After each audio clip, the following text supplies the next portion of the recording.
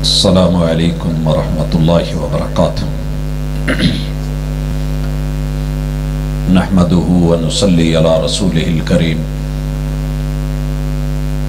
اعوذ باللہ السمیع العلیم من الشیطان الرجیم۔ رب اشرح لی صدری ویسر لی امری واحلل عقدۃ من لسانی یفقہوا قولی۔ میں نے مانا کہ نہیں کوئی بھی خوبی اس میں، میں نے مانا کہ نہیں کوئی بھی خوبی اس میں، پھر وہ ایک شخص ہزاروں میں نمایاں کیوں ہے۔ حضرات ذی وقار، جب سے دنیا بنی ہے خیر اور شر کی لڑائی جاری ہے۔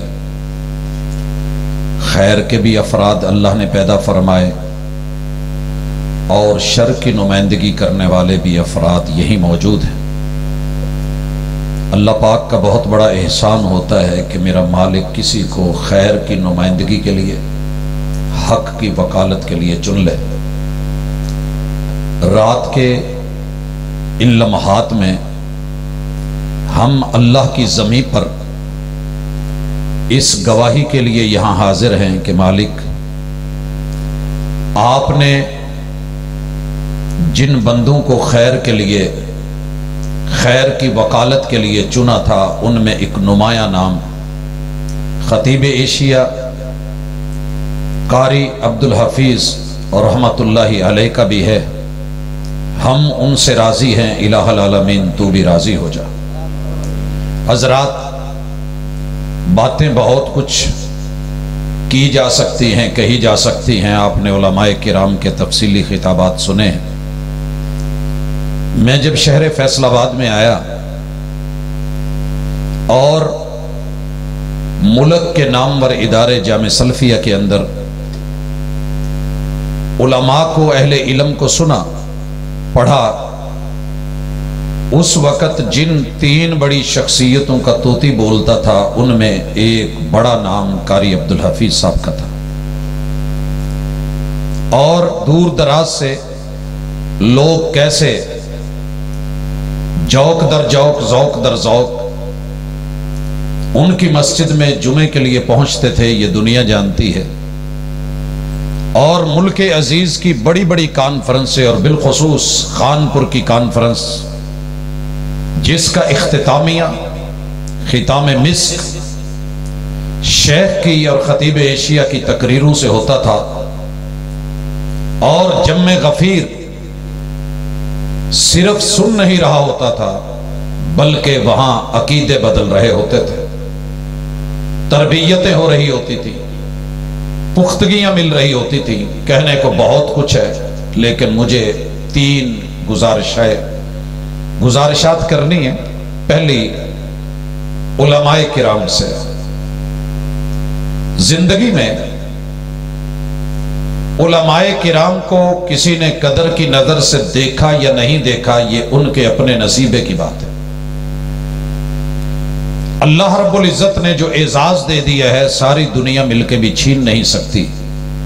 لوگوں کے رویے، انداز بسا اوقات ایسے ہوتے ہیں کہ جب تک جوانی ہے، صحت ہے، آپ چلتے پرزے ہیں، لوگ آپ کے ساتھ بڑی محبتیں، وفائیں دکھائیں گے۔ اللہ نہ کرے زبان پہ فالج آ جائے۔ علماء کو ہم نے دیکھا ہے، بولنے والے چپ ہو گئے، یا جسم پہ بیماری یا کوئی بڑھاپا بنا تو لوگوں کے چہرے اور نظریں کیسے بدلتی ہیں۔ یہ ان علماء کو جا کے دیکھیے کہ جو اس وقت بستر مرگ پہ ہے۔ خیر، ہم نے صلہ اللہ سے لینا ہے، بندوں سے نہیں۔ حوصلے کے ساتھ، ہمت کے ساتھ، طاقت کے ساتھ جتنی ہو سکی کی، اللہ قبول فرمائے۔ لوگوں سے ہم نے صلہ نہیں لینا، اجر اللہ پر ہے۔ دوسری گزارش میری علماء کرام کی اولاد سے ہے۔ دو اولادیں ہوتی ہیں ان کی، ایک जिस्मानी, दूसरी रूहानी। रूहानी औलादें, मैंने इनमें यह खूबी देखी होती है कि नसब तो नहीं होता, खून का रिश्ता तो नहीं होता, और ये बच्चे, ये बेटे, ये औलादें, ये बेटियां कितनी होती हैं, घर घर में मौजूद होते हैं, वफा करने वाले, प्यार करने वाले, मोहब्बत करने वाले, चाहने वाले। और लोगों को इनका शायद इल्म नहीं होता, जिनको आज की जुबान में लोग कहते हैं कि ये बड़ा फैन है फुला का।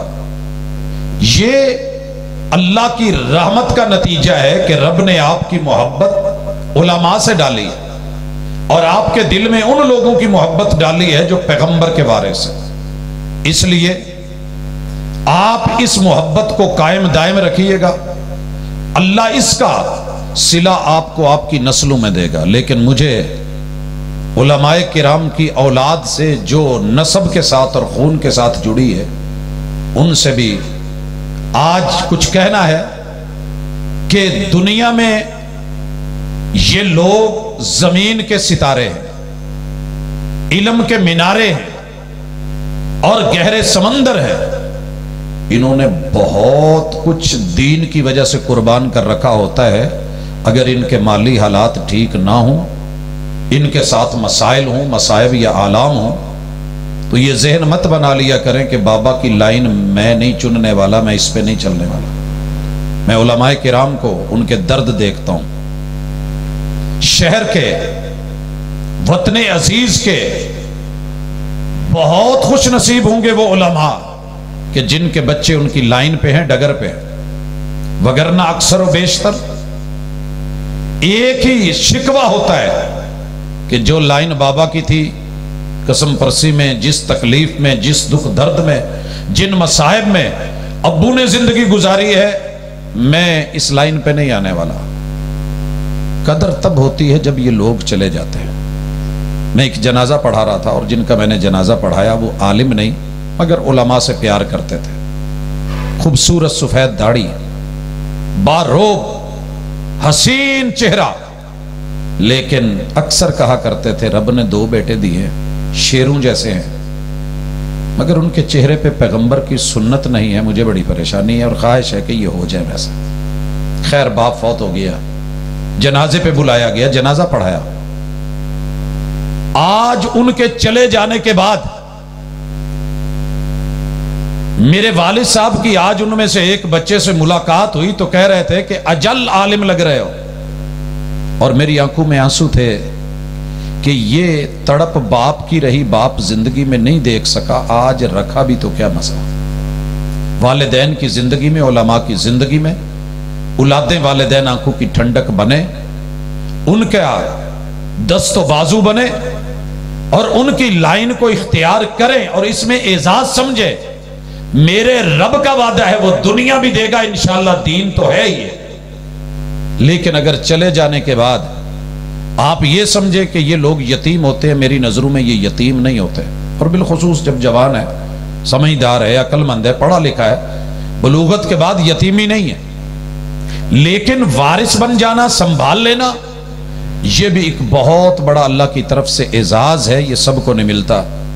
और मेरी आखिरी गुजारिश कि उनकी खिदमात तो इतनी है कि बाकी 100 साल जिंदगी भी मिल जाए, उनके शबो रोज की मेहनतें, काविशें, मनहज पे गुफ्तगू, अकीदे पे गुफ्तगू, तौहीद की इल्मबरदारी, हाँ जो अल्लाह ने एजाज दिया था शायद पूरी दुनिया में उन जैसी आवाज किसी और की ना हो। रब ने मुनफरिद आवाज दी थी, सोच दिया था, आंसू दिए थे, जिगर दिया था, दिल से नवाजा था, अल्लाह ने तरन्नुम से नवाजा था, बहुत कुछ था। लेकिन असल चीज उनकी इस्तिकामत थी जो पहले दिन से लेके आखिरी पल तलक चली।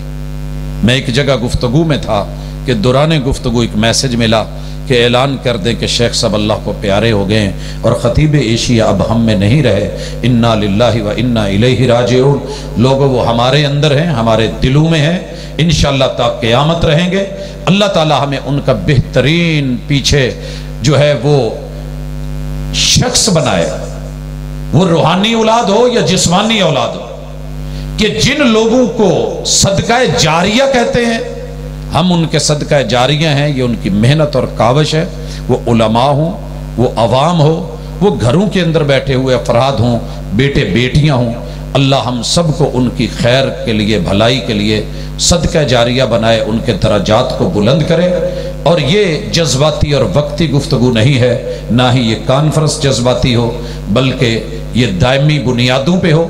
ہم اپنے تمام اسلاف کو جو اس دنیا سے چلے گئے، ان کی خدمات کو خراج تحسین پیش کر کے اللہ کے ہاں درخواست کرتے ہیں کہ اللہ قبول فرمائیے، درجات کو بلند کیجئے، ان کی نسلوں میں اور ان کی آل میں اللہ خیر اور بھلائی کو تا قیامت جاری رکھیے۔ اقول قولی ھذا وآخر دعوانا ان الحمدللہ۔